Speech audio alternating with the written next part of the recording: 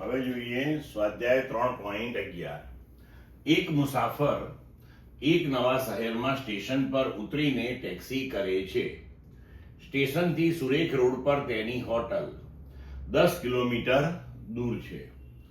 Taxi driver મુસાફરને 23 kilometre લંબાઈના વાંકા ચૂકા માર્ગે 28 મિનિટમાં હોટલ પર પહોંચાડે છે. તો એ ટેક્સીની સરેરાશ ઝડપ અને બી સરેરાશ વેગનું મૂલ્ય કેટલું હશે? શું આ બંને સમાન હશે? હવે જોઈએ, અહીંયા જુઓ કે એક મુસાફર નવા શહેરમાં સ્ટેશન પર ઉતરીને ટેક્સી કરે છે અને સ્ટેશનથી સુરેખ રોડ પર તેની હોટલ 10 કિલોમીટર દૂર છે. બરોબર? તો એ 10 કિલોમીટર થયું, તેના માટે સ્થાનાંતરનું મૂલ્ય. પણ ડ્રાઈવર જે છે એ 23 કિલોમીટર લંબાઈના વાંકા ચૂકા માર્ગે ગતિ કરીને લઈ જાય છે.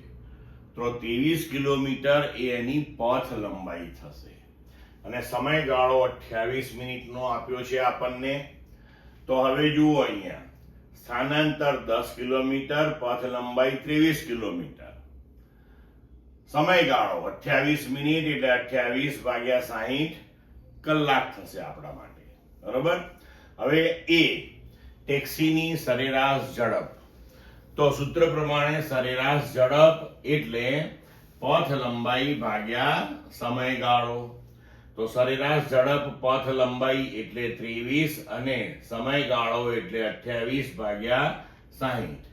જો આપણે આને ઉકેલીશું તો આપણને જવાબ મળશે 49.3 કિલોમીટર પ્રતિ કલાકની ઝડપ થઈ ગયા. હવે બી સરેરાશ વેગનું મૂલ્ય. તો સરેરાશ વેગનું મૂલ્ય બરાબર સ્થાનાંતર ભાગ્યા સમયગાળો.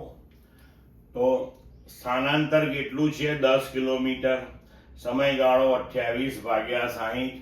ફરીથી જો આપણે આને ઉકેલીએ તો જવાબ મળશે 21.43 કિલોમીટર પ્રતિ કલાક.